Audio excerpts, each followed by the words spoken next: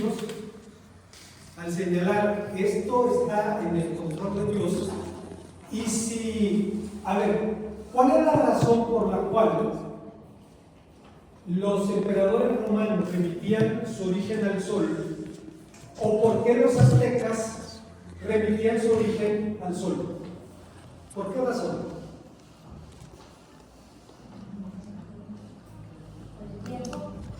Ok. Pues la máxima estrella. Sí, o sea, mi autoridad, mi poder, vienen del sol. O sea, no hay nada más grande y más influyente en nuestro universo que el sol que permite la vida. Entonces, era una asociación muy poderosa, muy poderosa. O sea, vaya, los aztecas decían, hay que ofrecer sacrificios para que el sol siga saliendo.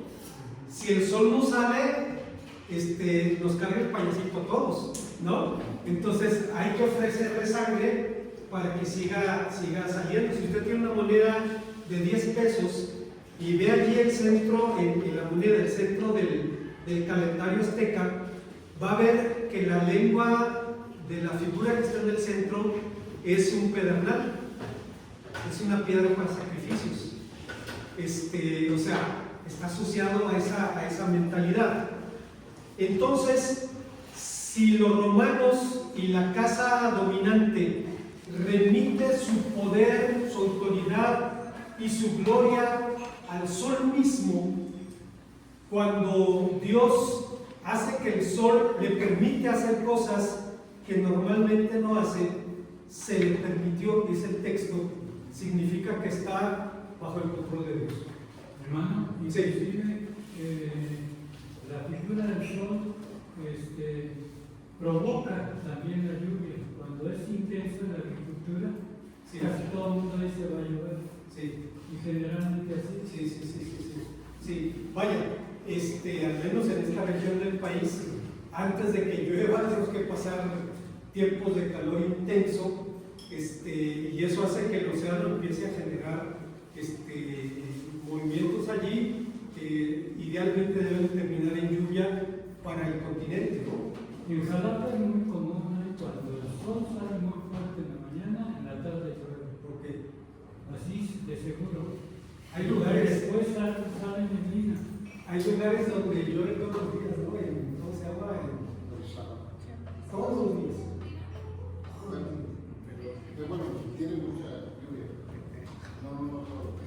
Porque no, en Zacatlán de las Manzanas, Puebla, llueve todos los días. Sí. Dos comentarios, doctor. Uno, que en Google ya cuando uno busca una palabra que significa, le dicen significado de la Biblia. Sí. O sea, ya hay una diferenciación, sí. Y la otra que me quería comentar en cuanto a lo relevante que hay, que podemos encontrar en el libro que escuchaba la predicación de Pastor Miguel. Dice, la Biblia, tenemos que buscar esa Dios. Yo no me levanto de leer mi Biblia, sino encontré a Dios. Eso es lo más importante.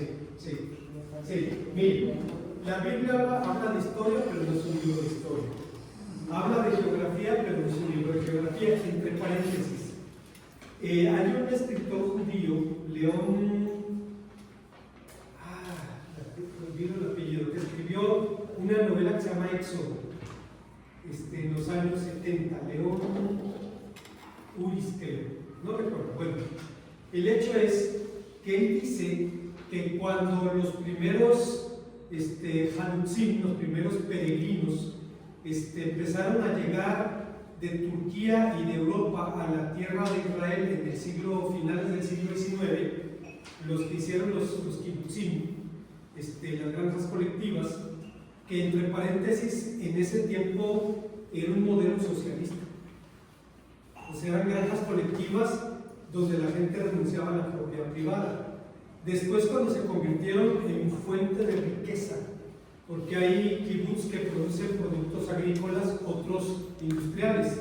entonces ese concepto desapareció y se apuntó a la propiedad privada. Bueno, dice, creo que León, que cuando empezaron a llegar en el siglo XIX a Palestina, usaban el Nuevo Testamento para ubicarse en la geografía bíblica. Dice, porque con el Nuevo Testamento era fácil ubicar los lugares sagrados en las ciudades, todo, la geografía palestina. Bueno, la Biblia habla de geografía, pero no es un libro de geografía. Hay procedimientos médicos en la Biblia, tortas de pasas, ablandar las heridas con aceite, pero no es un libro de medicina. El gran tema de la Biblia es Dios y Dios en Cristo. Dios en Cristo. Entonces, lo demás puede ser interesante, puede ser enriquecedor, pero su mensaje es Dios en Cristo. Ese es el gran mensaje de la Biblia. Entonces, sí tiene razón el hermano Núñez, no es, hay predicadores que basta el nombre para saber que es una persona que es seria en el manejo de la Biblia, honesta en el manejo de la Biblia. Que lo que diga, incluso podemos diferir en alguna opinión, pero saber que es un hombre de Dios y es un hombre de fe, y es un hombre que generalmente cuando dice algo es porque tiene lo que dice el hermano.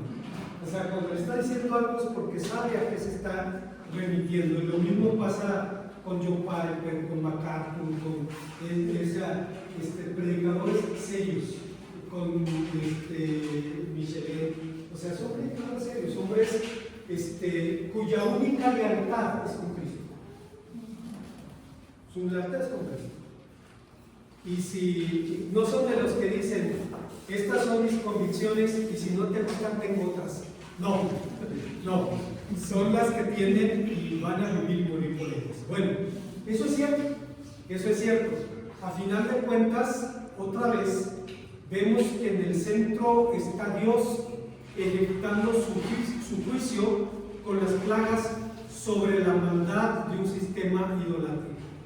No solamente es sobre la maldad de individuos particulares, sino de un sistema que hace al mundo funcionar en contra de la voluntad y los valores de Dios.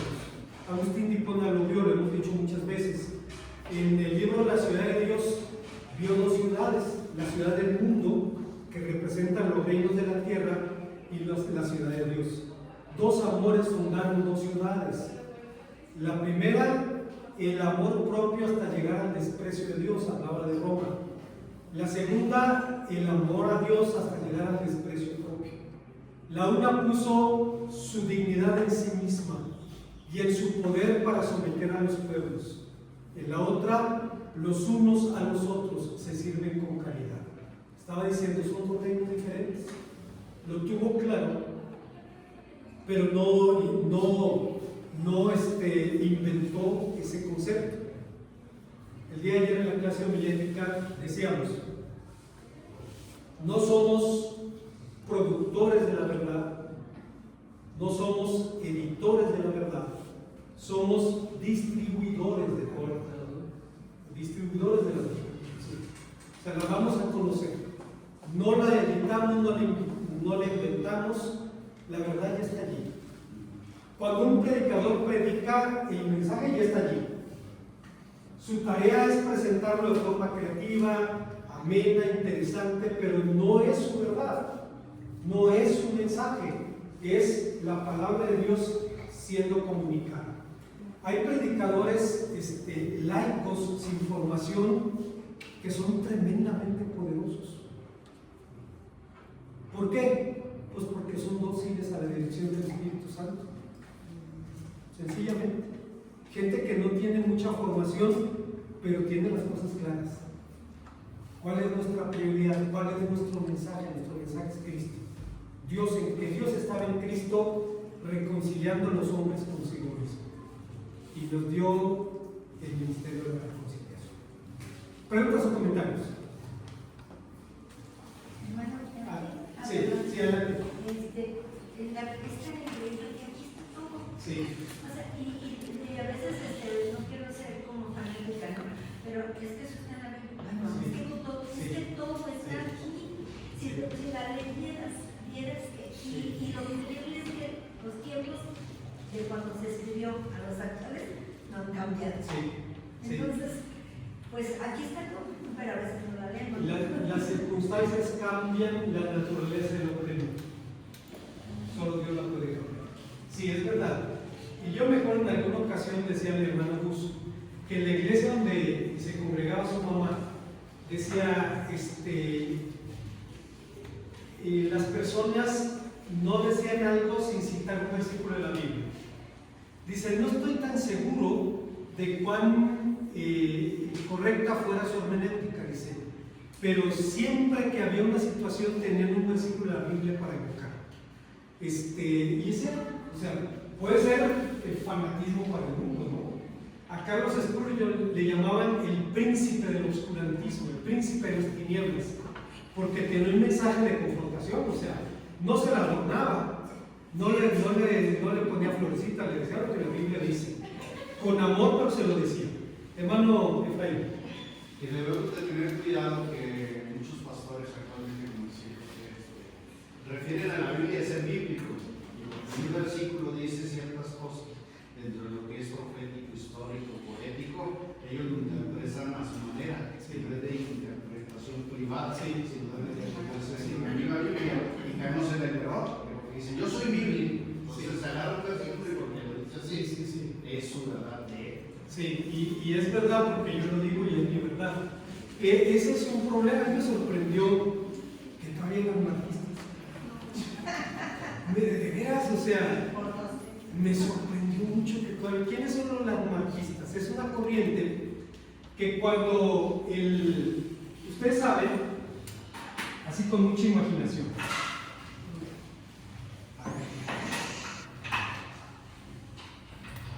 Estados Unidos originalmente fueron, así con mucha imaginación, así, más o menos, vida. Cuando Estados Unidos se fundó eran 13 colonias, formadas por refugiados protestantes de la intolerancia en la Gran Bretaña. Claro, ellos defendían su libertad, porque cuando los bautistas llegamos también nos persiguieron en Rhode Island. Bueno, cuando Estados Unidos se expandió, encontró población católica en lo que antes fue el norte de México, en Luisiana, y luego llegaron en Florida, que había sido una posesión española, y luego llegaron polacos, irlandeses, italianos católicos a Estados Unidos, y ellos decían que la verdadera iglesia era la iglesia católica.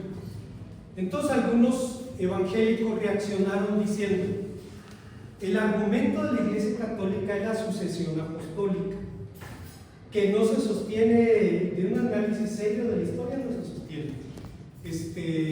La sucesión apostólica fue una interpretación conveniente de una declaración de Eusebio Cesarea.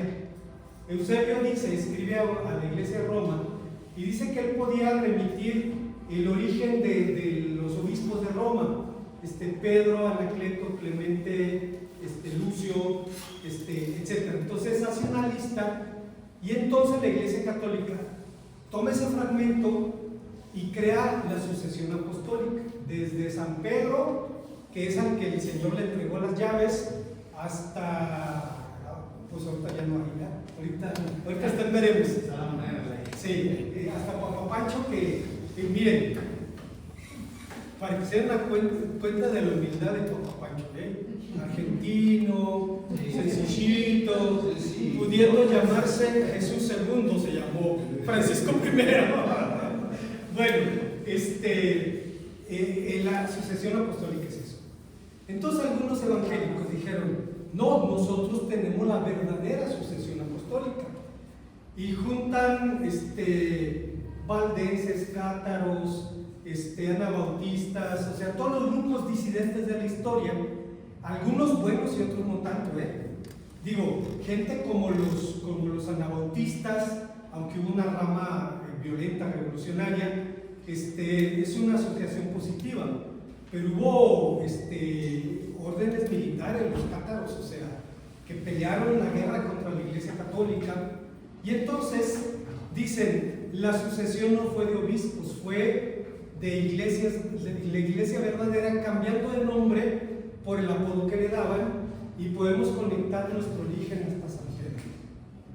Pues mira, es muy creativo, pero la Biblia no enseña eso. Para eso sacaron su librito.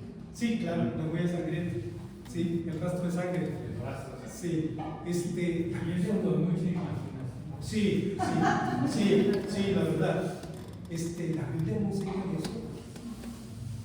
¿Dónde lo enseña?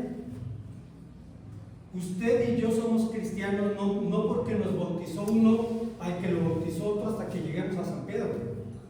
Nosotros somos cristianos porque creemos en Cristo. La conexión es espiritual, no física.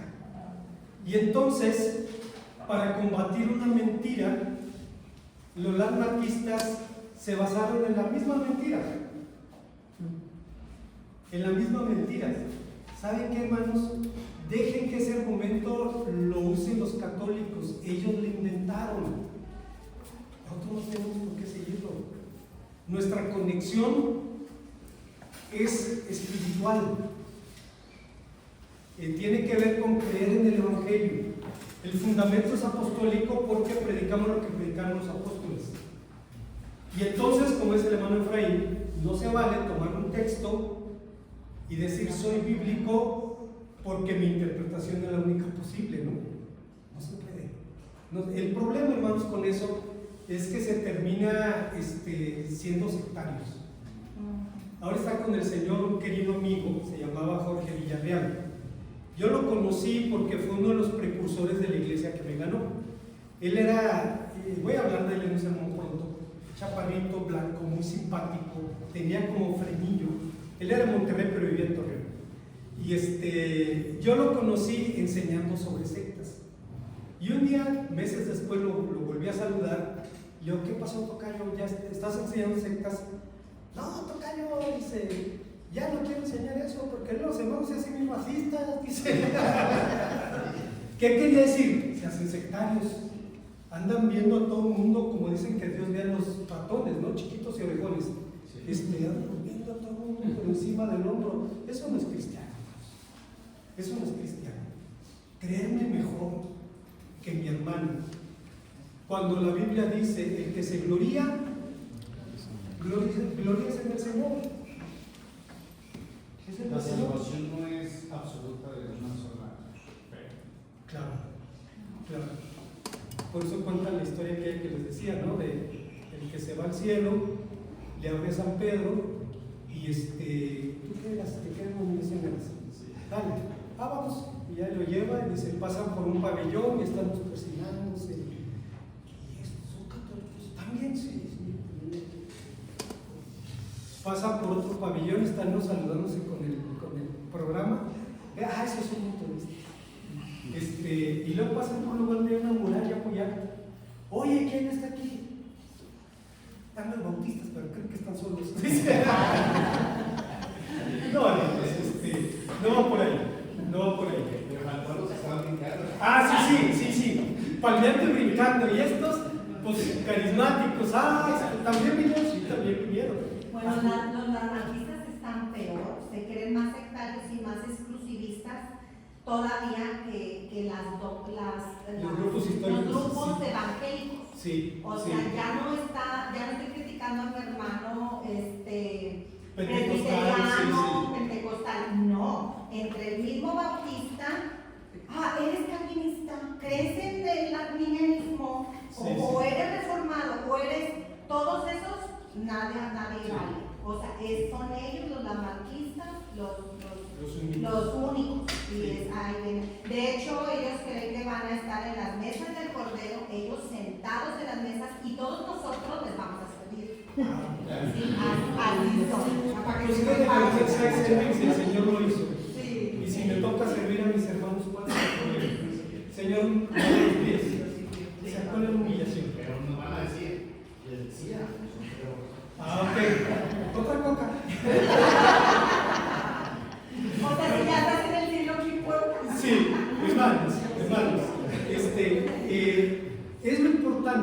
es lo importante de interpretar la Biblia en su contexto. Algo que me gusta de Juan Estampa es que va al contexto, habla de lo que significaba en su tiempo y hace una aplicación al presente. Que a final de cuentas es lo que debemos hacer. O sea, la Biblia no son conceptos bonitos, palabras no, o sea, son verdades por las cuales vivir. Ok, ¿alguna otra pregunta o comentario? Hermano, Sí. Inclusive el término obispo Sí. ya es posterior a la patrística, cuando empieza a surgir como tal, porque el mismo emperador estaba por encima de todos. Es más, el mismo obispo, ya cuando se libera del emperador, llegó a decir que su obispado estaba por encima de los demás. Sí, porque, por ejemplo, en el caso de Constantino, y todos los emperadores cambiaron de residencia, no residieron en Roma. Constantino en Constantinopla. Y ya el obispo de Roma, ya él se proclamó ser máximo. Pero Bueno. aún en la iglesia, el término obispo, lo vemos en el Nuevo Testamento, se usa intercambiablemente. Sí, es lo que iba a decir. El término está allí. Dice Hechos 19, si mal no recuerdo, que Pablo habló, llamó a los ancianos de Éfeso a Mileto. Había habido el alboroto y entonces no quiere echarle gasolina a la lumbre, los llama a Mileto y dice, habló a los ancianos, presbíteros, y les dijo que Dios los había puesto por obispos y pastores. O sea, en el Nuevo Testamento, obispo no es una categoría, no es una posición, es una función. ¿Qué diferencia había entre anciano, obispo y pastor? El anciano es el que aconseja, el obispo el que administra, el pastor el que alimenta o nutre. Sería la diferencia funcional, no posicional. Pero en la medida en que la iglesia cristiana fue sustituyendo el aparato religioso del Imperio Romano, hermanos, hasta el título del sumo sacerdote pagano, Pontifex Maximum, se lo apropió. Imagínense un hombre pagano, el constructor de puentes, el sumo pontífice. Eso no viene del cristianismo, viene del paganismo romano. Pero, hermanos, era una manera de acreditar. Cuando el imperio se divide en dos, y los francos invaden Italia, el papa en turno se ponía de acuerdo con los francos para legitimarlos y que ellos lo legitimaran a él. Fue una traición al emperador, fue una traición a la iglesia, pero fue un momento en el que el papado llegó a la cumbre de su poder. A partir de ahí llegó el momento en que el papado, el papa podía deponer reyes. Hubo un emperador, Enrique de Alemania, lo depuso el papa y nadie lo obedecía. Entonces ahí va de Alemania a Roma caminando, se paró afuera de la residencia del papa, estaban nevando ese día, descalzos con su familia esperando que les dieran audiencia. Al tercer día pasamos, ya lo sermoneó y le devolvió su reino. Así era. Pero 100 años después, el papa quiso hacer lo mismo y Felipe el Hermoso lo metió al bote. O sea, ya el mundo había dado vueltas. Ya el mundo ya no se tragó el cuento tan fácilmente. Pero algo tan sutil, tan insignificante, la seducción del poder, está al alcance de la mano. La riqueza y el poder no corrompen a nadie, potencian lo que la persona ya es. No es que lo echó a perder el poder, no, el poder no lo echó a perder, o sea, ya era así, por eso se enganchó con el poder. Hay gente que no lo hizo. Juan Crisóstomo. Y que hasta el 320 aproximadamente es cuando surge el papado. Sí, el papado, a diferencia de lo que ellos dicen que viene de San Pedro, es un buen chiste. Ok, ¿alguna otra pregunta o comentario? Antes de volver al texto, ¿cierto? Quiero hacer una aseveración respecto, como ahorita comentó, anciano, obispo y pastor. Sí. En nuestras iglesias muchas veces debemos de tener cuidado en el término anciano, porque Sí. lo interpretan literal. Sí. Todas las personas viejas tienen mucha experiencia, mucha espiritualidad. Y no es cierto. Sí. Hemos probado en nuestras Sí. iglesias. Sí. Tenemos jóvenes que son maduros, son ancianos, Sí. tenemos viejos de edad Sí. que piensan como un adolescente. Sí, Entonces, sí. La Biblia dice que el anciano es sabio, no siempre. No siempre. Pero el viejo es achacoso. Eso sí, en todos los sentidos. En todos los sentidos. Por eso hay que diferenciar entre Sí, el viejo, no todos, pero el deterioro cognitivo hace que se pierdan filtros sociales y la suelta como la piensa. Hay gente que nunca pierde eso, pero hay gente que sí. Hay gente que sí, la suelta como la piensa. Sí, hay que tener cuidado con eso. Obispo no es una jerarquía, un rango como con nuestros hermanos metodistas, ¿no? O sea, simplemente es un supervisor, un administrador. el que ve de Sí, episcopos, el que ven arriba. Pastor es el que alimenta el rebaño. Y Pablo usa indistintamente porque no había jerarquía.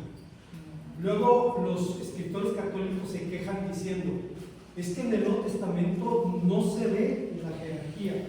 Pues es que no existía. O sea, había otro que escribió sobre María y los padres apostólicos y comentaba a Juan Crisóstomo y decía, Crisóstomo hizo de María un simple instrumento. No lo hizo Crisóstomo, lo hizo Dios. No le da la suprema. O sea, Crisóstomo iba a la Biblia y lo que encontraba en la Biblia lo decía.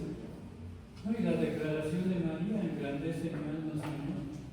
Se llena de gozo en Dios. Dios mi Salvador. Mi Salvador. Ok, vamos adelante con el texto, nos quedan unos minutos.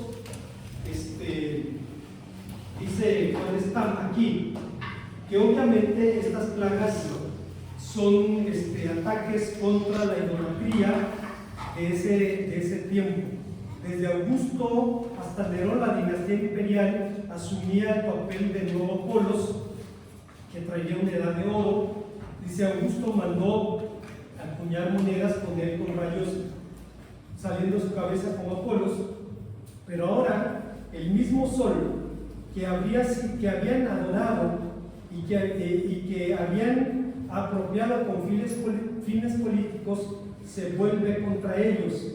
En este contexto, la cuarta copa puede verse como una denuncia a la idolatría del imperio, así como el poder del emperador se había extralimitado, ahora el poder del sol ha exagerado fuera de control. Ahora lo que ellos habían adorado los castiga y los destruye y son quemados vivos por su propia idolatría. Comentaba, hermanos, hace unas 2 semanas que aquí a la vuelta hay una señora que tiene un negocio, la señora Esperanza González. Ella es simpatizante del Evangelio, de hecho tiene una Biblia ahí en la puerta de su negocio, tiene una Biblia, y le dijo a mi esposa, escríbame algo. Ya le escribió una dedicatoria, la puso allí, es simpatizante del Evangelio, nunca ha querido venir, pero siempre escucha de buena gana. Ella es de Catemaco, y veo sus caras y sí, dice, mi papá se dedicaba a eso, dice, tenía sus libros, y dice, quería que yo estudiara, dice, pero la primera advertencia que me hizo fue esta: puedes aprender y hacer lo que quieras, pero debes tener en cuenta que lo que hagas se te va a volver.